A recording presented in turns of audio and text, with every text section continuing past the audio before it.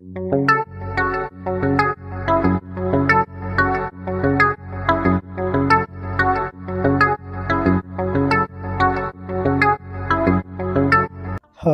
everybody, hope you are all fine. In this video, I will give you a general introduction about the poem What Work is written by Philip Levine. What I am going to do in this video is that firstly I will give you a video of the poem reciting. Secondly will be a discussion with the poet himself.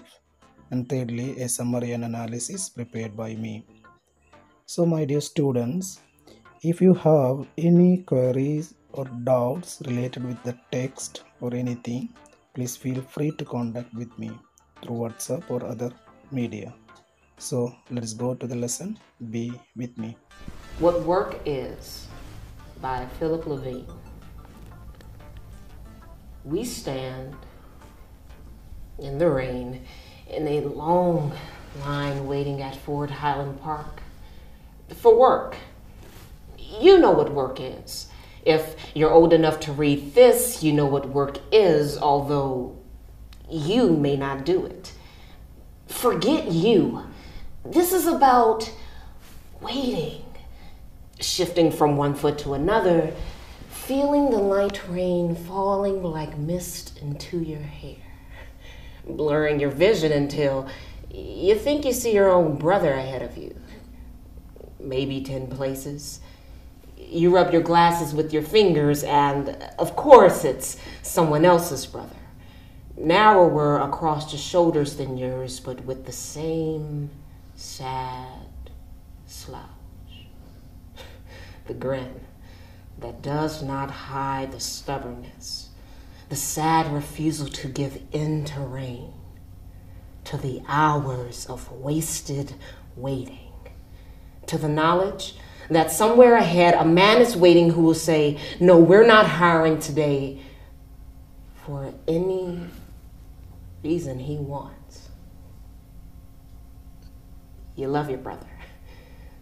Now suddenly you can hardly stand the love flooding you for your brother who's not beside you or behind or ahead because he's home, trying to sleep off a miserable night shift at Calicut so he can get up before noon to study his German.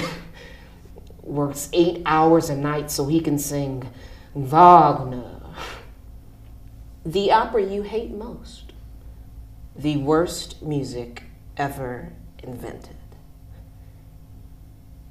How long has it been since you told him you loved him? Held his wide shoulders, opened your eyes wide and said those words and maybe kissed his cheek. You've never done something so simple, so obvious, not because you're too young or too dumb, not because you're jealous or even mean or incapable of crying in the presence of another man, no. Just because you don't know what work is. Okay, hope you all enjoy the poem. So next we can hear the words of the poet himself.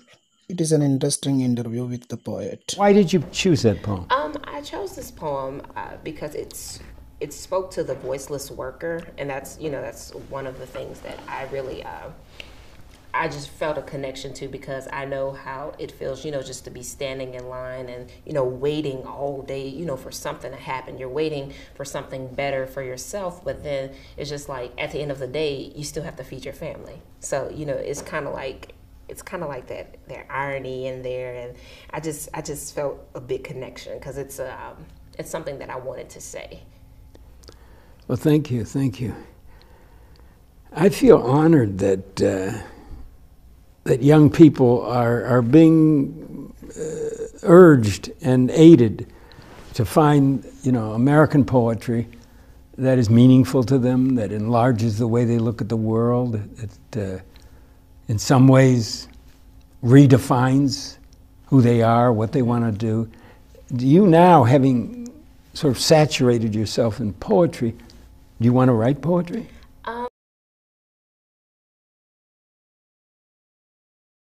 my wife, who's been with me 50-some, we've been married 56 or 7 years, I've lost count.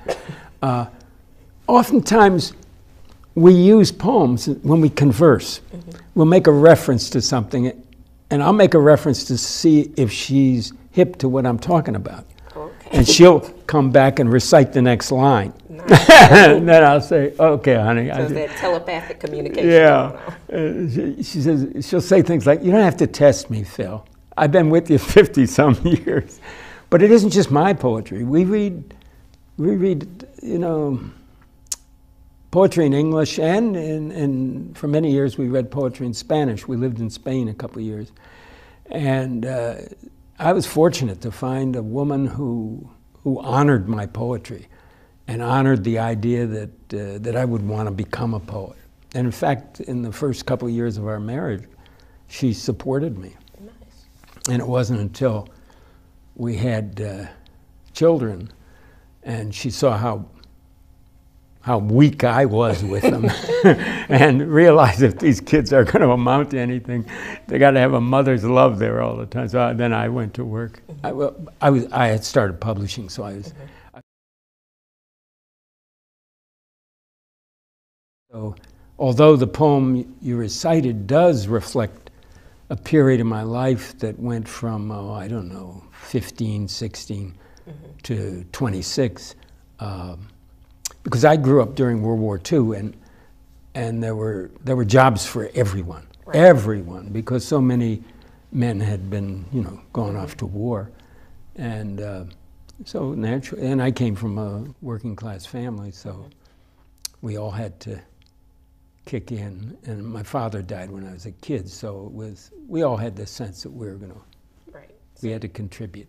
Right. So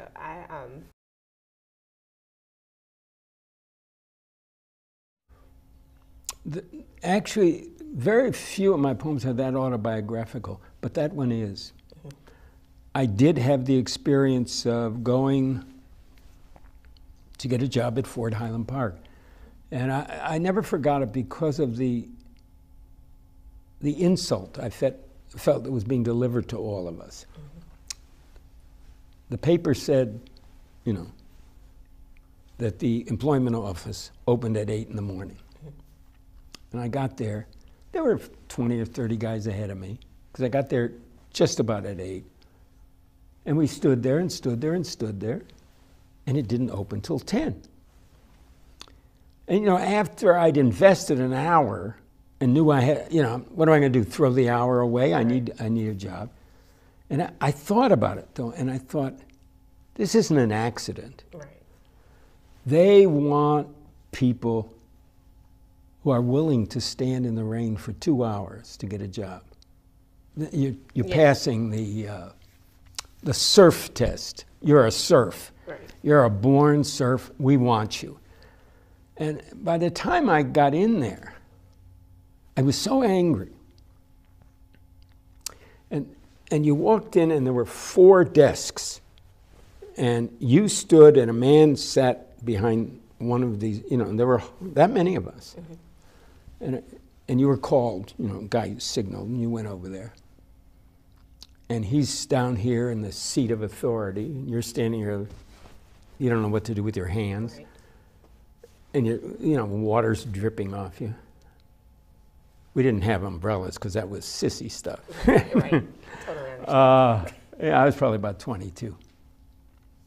And when I got up there, I was just, and he asked me, what sort of position were you looking for? Using that kind of language, you know. And I said, actually, I want a job like yours. He looked at me. He said, are you serious? I said, yeah, I'd like to be able to sit behind a desk and have people come in and say sir to me and be nice to me. And that seems like and you know, you probably take a 2-hour break for lunch. You don't care how people wait. You know, I mean, I didn't get the job, obviously. By this time, I didn't want it. Right. And instead, I went to Chevy, where I got the same treatment. But I couldn't resist being a fat mouth. As many people can tell you, including my dear friend Rob Casper, who runs this office, I can't resist saying anything. You know, I just don't have a censor there. Right. Yeah. Just totally understand. Yeah. So when I wrote that poem, that came to me. And also, there was another thing that happened. When I wrote that poem, my twin brother, I'm a twin, an identical twin. My twin brother had gotten married. And I don't know, it wasn't a harmonious marriage. And his wife wasn't nuts about me. And so I wasn't seeing that much of him. And I would see him in other men's faces. Right. And I would read that thing of, I think it's my brother. That happened to me over and over. And a few times I even said to Eddie, and guy'd look, no. And I finally told him about this, and he said, the same thing happens to me. I'll say, Phil. And I thought, oh, you know, we were so inseparable for about 18 years, and then we went our separate ways. And I don't know, just that day I was thinking about him. What sponsored the poem, this is nuts. I was watching television. Here I stop the interview because I am afraid that the video lesson will be long. If you are interested to watch the complete video, please go into the comment box and click the link. Here I would like to give you a short bio of the author, Philip Levine. The renowned American poet Philip Levine was born in 1928 and he was died in 2015. As he was born into a Jewish family at the time of the Second World War, the family of the poet compelled to migrate from Russia. By spending a couple of years in Spain, he settled in America at last. As he was an orphan, that we understood from his interview, and as he was an immigrant, he wanted to have a job to look after his family. So he began working in the night auto factories at the age of 14 at the industrial Detroit. Even though he was struggling, he managed to complete his education, and he became a teacher in various universities such as Columbia and Princeton, etc., etc. Before he died in 2015, he became the Poet Laureate of America in 2011 to 2012. His notable works are On the Edge, published in 1963, They Feed the Lion, published in 1970. Here we are discussing the poem What Work Is, actually taken from the book with the same title.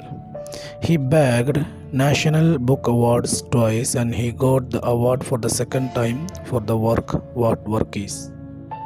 As we came to know from the interview with the poet was empathetically speaking about the miserable conditions of the manual laborers.